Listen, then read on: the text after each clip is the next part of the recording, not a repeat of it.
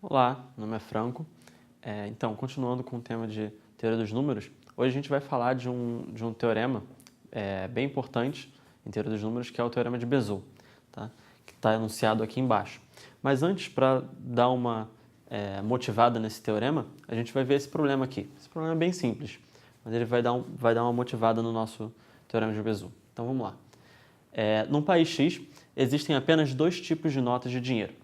Notas de 5 e de 78. É possível pagarmos exatamente 7 por alguma mercadoria? E se as notas fossem de 3,78, em vez de 5,78? Bem, então, para o primeiro item, a solução é bem simples. Basta observar o seguinte: 2 vezes 78... quanto a 2 vezes 78, né? 2 vezes 78 dá 156, certo? Se a gente subtrair desse número o número 31 vezes 5, 31 vezes 5 dá exatamente 155. Então vai ficar 156 menos 155, isso aqui dá exatamente 1. Tá?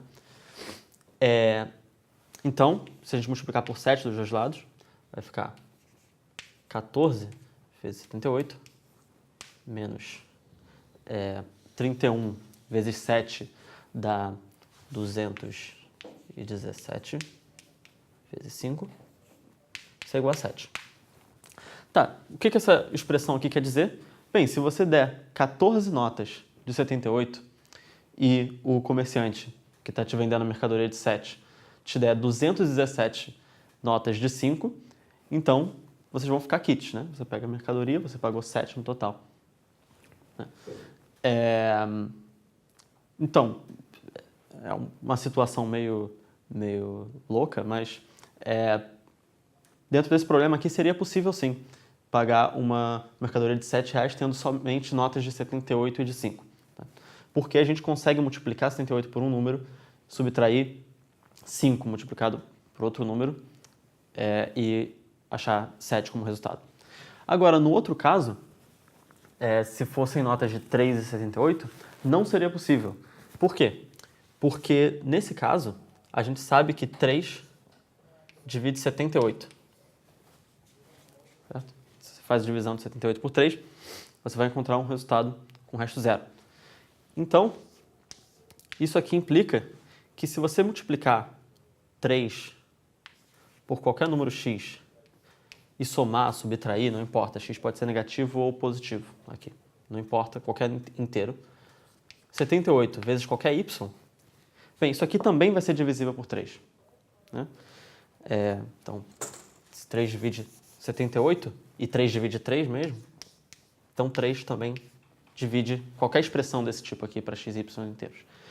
Então, não importa quantas notas de 78 você der, quantas notas de 3 ele te devolver, ou vice-versa, não importa, você nunca vai conseguir achar um resultado igual a 7. Por quê? Porque 7 não é divisível por 3. Certo? Então, você, nesse caso aqui, você só conseguiria pagar mercadorias múltiplas de 3, né? A princípio. Tá bom. Então, a pergunta é a seguinte: será que, de fato, sempre que você tem dois números que não tem nenhum divisor comum entre eles, nesse caso aqui a gente tem um divisor comum, ó. 78 e o 3 são divisíveis por 3, os ambos. Então, qualquer combinação linear, né, quando a gente multiplica por x e por y, esses dois, multiplica o 3 por x e 78 por y, a gente diz que isso aqui é uma combinação linear de 3 e 78. Né? Qualquer combinação linear vai acabar sendo múltipla desse divisor comum. Né? É verdade que se não tiver nenhum divisor comum maior do que 1, ou seja, se eles forem primos entre si, então você consegue achar uma combinação que dá 1, como foi esse caso aqui. Né? E, portanto, se você consegue uma combinação que dá 1, basta multiplicar dos dois lados por qualquer coisa, você consegue qualquer inteiro. Né? E quando o MDC deles for D, será que você consegue sempre alcançar esse D mínimo? Né? Então, esse é exatamente o que diz o teorema de Bézout. Se D é o MDC entre A e B, então tem que existir inteiros x e y, tais que D é igual a ax mais by. Então, claro, esses inteiros aqui podem ser positivos ou negativos. De fato, um vai ser positivo, outro negativo. A gente vai assumir aqui que A e B são positivos, mas isso aqui vale para qualquer inteiro, certo? Tá, então vamos provar esse teorema no outro quadro. Então, agora vamos provar o teorema de Bézout.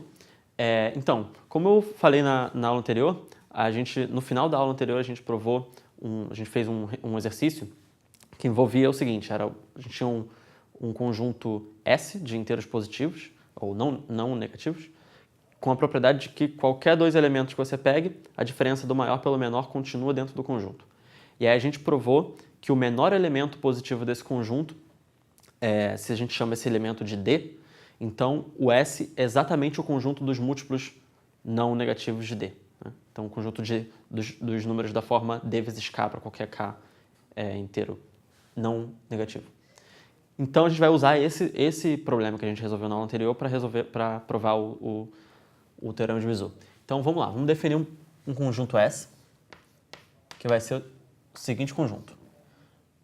Todos os números da forma AX mais BY, tais que, x e y tem que ser inteiros, e AX mais BY tem que ser maior ou igual a zero. Tá? Então a gente define esse conjunto. Bem, tinha uma outra hipótese nesse problema anterior, que era que esse conjunto S tinha que ser infinito. Também tinha essa hipótese. Tá, então vamos ver que esse conjunto S realmente satisfaz as propriedades daquele problema que a gente resolveu. Então, em primeiro lugar, se AX mais BY pertence a S, né? Então, se x e y são inteiros e essa soma aqui é positiva ou não negativa, e A x' mais B y' é outro elemento de S, e digamos um maior do que o outro, digamos o primeiro maior do que o outro, o primeiro maior que o segundo, maior ou igual que AX' mais B y', tá? Então se a gente supuser essas três coisas aqui, então a gente subtrai um do outro, a gente vai ficar com AX mais BY menos AX' mais BY'. Se a gente agrupar o A com A e o B com B, a gente fica com AX menos X' mais BY menos Y'. Certo? E, bem, esse cara aqui é maior do que esse, então essa diferença aqui é não negativa, e ela se escreve da forma A vezes 1 inteiro mais B vezes 1 inteiro. Então ela também está em S. Certo? Então satisfaz a primeira propriedade do exercício que a gente provou na última aula. E a segunda coisa é que o S é de fato infinito, mas isso é bem fácil. Você pode ver, por exemplo, que todos os números da forma K vezes X, vamos supor que aqui, todos os números da forma K vezes A, digamos, estão em S, ou seja, todos os múltiplos de A estão em S para K diferente de K maior ou igual a zero. Certo? E esse conjunto é infinito, né? Então aqui a gente está supondo que A é positivo para que esse número realmente seja não negativo. Mas se A fosse negativo, a gente pegaria os K's negativos aqui também, a gente poderia fazer a mesma coisa. Então, esse conjunto é infinito, né? Então, S é infinito. Então, a gente pode usar o teorema, o problema da última aula. O que a gente conclui é que se a gente chamar D, né, D' é o menor elemento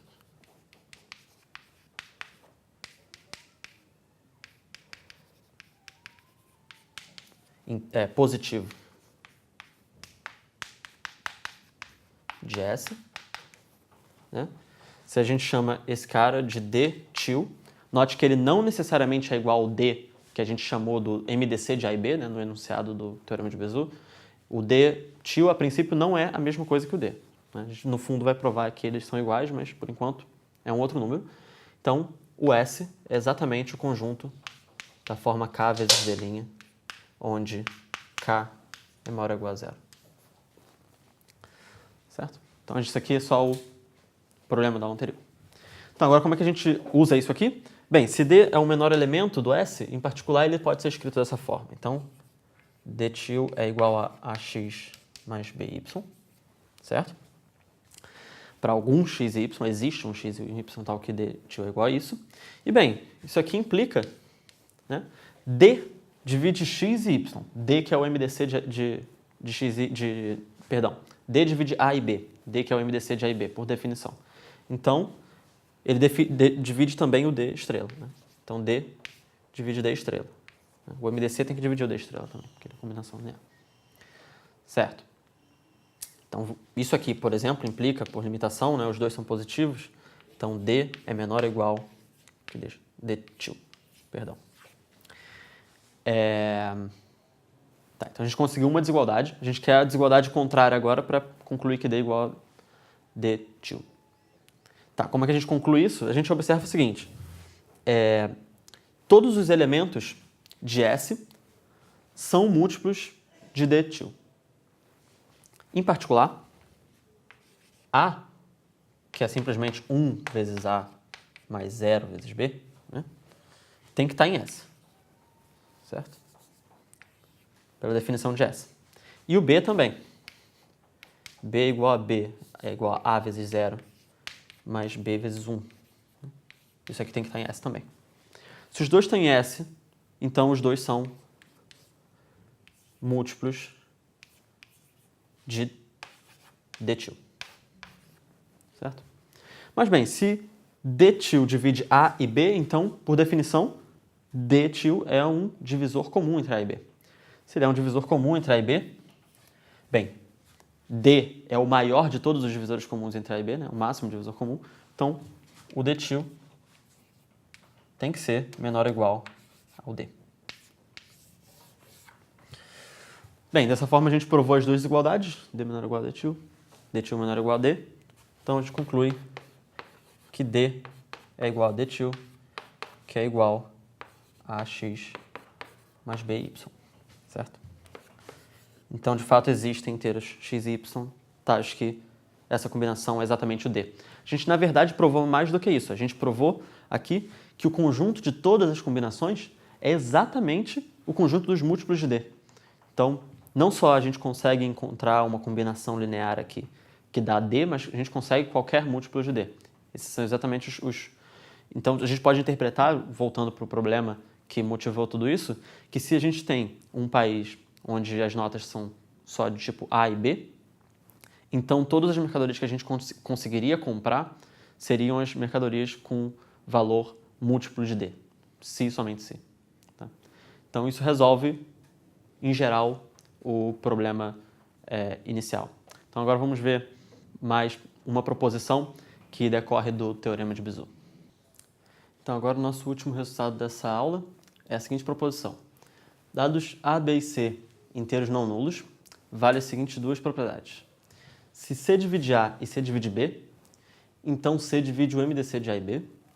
E se o MDC de A e B é 1 e B divide A vezes C, então B tem que dividir o C. Tá?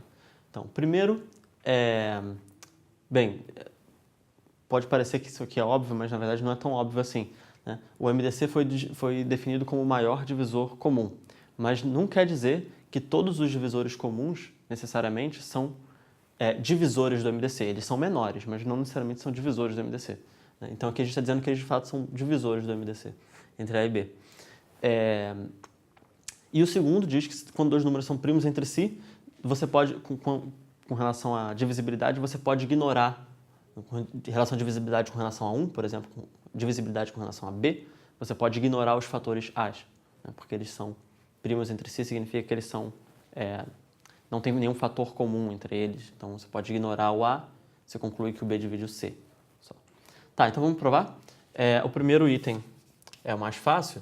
Pelo Teorema de Bezout, a gente já sabe, né, se a gente chama isso aqui de chama D do MDC de A e B, Então, isso aqui pode ser escrito como A vezes X mais B vezes Y, para A e B inteiros, certo?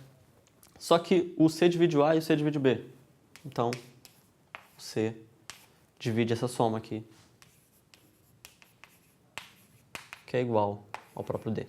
Tá? Então, o primeiro item é bem fácil. Agora, o nosso segundo item. A ideia, de novo, vai ser usar o teorema de Bézout. Então, a gente já sabe que o MDC de A e B é 1. Então, a gente pode escrever 1 como A vezes X mais B vezes Y. Tá? Agora, a gente vai multiplicar por C dos dois lados. Então, C é igual a CAX mais CBY. Tá? A gente escreveu o C dessa forma. Agora, o que a gente vai usar é o seguinte. Pelo enunciado, B tem que dividir o produto de A vezes C. E, bem, claro que o B divide o próprio B, né? A gente sabe que essas duas coisas aqui acontecem. B divide AC pelo enunciado e B divide B pela definição. Isso aqui implica que o B tem que dividir também combinação linear de AC e B. Então, se você multiplicar o AC por X e o B por C vezes Y, o B tem que dividir essa soma também. Só que isso aqui é exatamente o próprio C.